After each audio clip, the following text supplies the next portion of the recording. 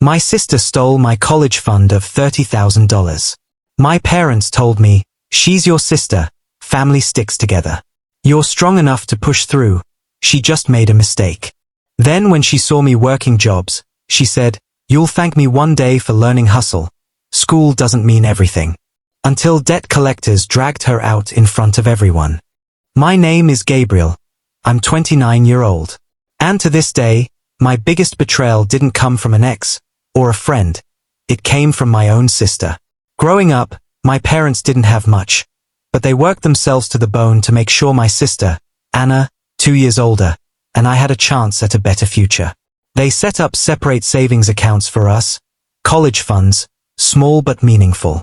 They always told us, this is for your education, don't touch it for anything else. I remember being 15 and hearing Mom repeat that line over and over. Anna was nodding, swearing she understood. She was already in high school and knew she wanted to study business.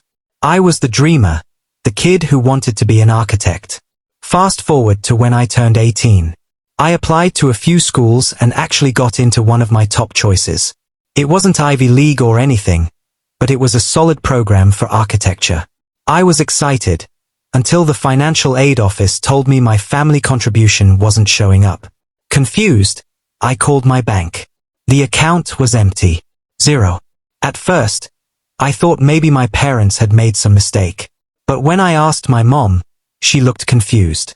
She said, your account should have over $30,000 in it. We've been depositing every year.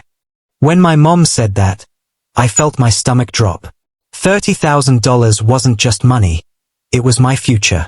I remember sitting there on the phone, my hands sweating, trying to process. I went to the bank the next day with my mom, and that's when the truth started unraveling. The teller pulled up the records, and it showed multiple withdrawals, large ones, made over the course of 2 years. Not small amounts, not emergencies. We're talking $5, $6, even $10,000 at a time. My mom's face went pale. She whispered, that's impossible. We never touched that account. Then the teller said something that made everything click in the worst way possible. All withdrawals were done in person, by someone with access to the account holder's information. Usually, a family member. Mom turned and looked at me, then at the screen, then back at me. She didn't say it, but we both thought the same thing. Someone we knew, someone close, had drained it. And when we requested to see the signature records, my chest tightened. I didn't even need to look twice. I recognized the handwriting. It was Anna's. She has been collecting it little by little over the course of 2 years. Transfers, ATM withdrawals, checks. All signed under my sister's name, Anna. When we confronted her, she didn't even deny it. She just cried and said she needed the money. First, it was for books and car payments. Then it was emergencies. But the truth came out later. She blew most of it partying, shopping, and investing in some shady online boutique scheme her boyfriend convinced her to join. My entire college future collapsed in one weekend.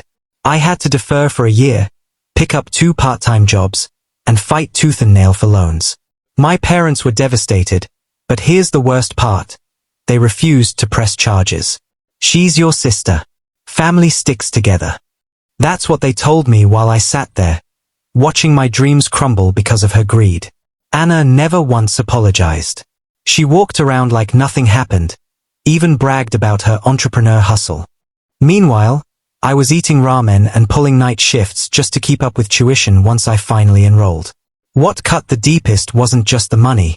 It was the way everyone acted afterward. My parents tried to smooth it over, telling me I was strong enough to push through and that Anna had just made a mistake.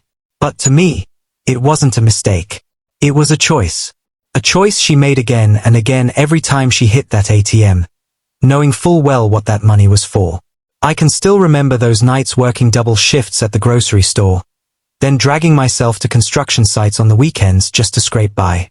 Meanwhile, Anna was posting pictures on social media of nights out, new clothes, and business meetings that looked a lot like vacations. Every post felt like a slap in the face. The resentment grew. I stopped talking to her unless I had to, and when I did, it always ended in a fight. She'd roll her eyes and say things like, "You'll thank me one day for teaching you hustle. School doesn't mean everything." She acted like I was the one overreacting, like she hadn't just stolen my future and set me back years. And the worst part? People outside the family didn't even know the truth. My parents covered for her. They'd tell relatives, "Anna's doing business, she's figuring things out," while I was quietly drowning in debt that should have never been mine. I told myself I wouldn't let her win, that I'd still chase architecture no matter how hard it got. But deep down, there was a bitterness growing in me, a kind of cold wall I couldn't shake off. Because betrayal doesn't just take your money or your dreams. It takes your trust. And once that's gone, it changes the way you see everything. At first, it seemed like Anna was untouchable. She had that fake confidence, walking around like she was some kind of boss lady, telling everyone her business was just about to take off. She even used to throw it in my face, "You're killing yourself with those jobs, and I'm out here making moves." But little by little, the cracks started to show. The boutique scheme she put thousands into, it went under within a year.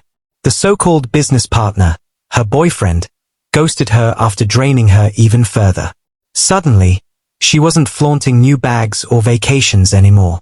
She was asking to borrow money. From me. From my parents. From anyone who'd listen. And when people started saying no, she got desperate. She'd show up unannounced at family gatherings, smiling like everything was fine, but I could see it in her eyes, panic. She was drowning in debt. I remember one night in particular. She showed up at my crappy apartment, mascara running down her face, begging me to co-sign a loan. She promised, "I'll pay you back this time, I swear. It's just temporary." I laughed. Not out of humor, out of disbelief. After everything she'd taken from me, she had the nerve to ask for more. The sad part? My parents still couldn't see her for who she was. They called her lost, said she just needed support. But what they called support looked a lot like enabling. And while I was climbing uphill with everything against me, Anna was sliding further and further down a hole she dug herself. It all came crashing down 2 years later. Anna had been living way above her means for so long that the facade finally cracked. Creditors started calling my parents' house, showing up at the door, even sending letters with big red final notice stamped across them. My mom cried every time the phone rang, while my dad silently carried the shame of having a daughter drowning in debt. The turning point, though, came at a family wedding.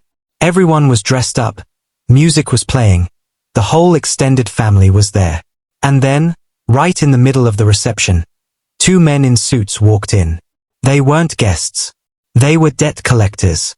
They confronted Anna right there in front of everyone. She tried to brush them off, pretending she didn't know what they were talking about. But they pulled out papers, legal notices, even photos of her signing off on unpaid loans. The whispers spread through the hall like wildfire. Aunts, uncles, cousins, all staring, all realizing the truth about the successful businesswoman. Anna broke down. For the first time, the mask slipped completely. She wasn't the confident sister who had it all figured out anymore. She was exposed, humiliated, and out of excuses. That night, after the wedding, she went home with my parents, sobbing like a child, begging for help. And for once, even they couldn't protect her. After that wedding disaster, something in Anna shifted. For weeks, she went quiet, no flashy posts, no big talk about her business. It was like she finally saw the wreckage she'd created, not just for herself but for everyone around her. Then one evening, out of nowhere, she showed up at my apartment again. But this time she wasn't dressed up or putting on a show. She looked small.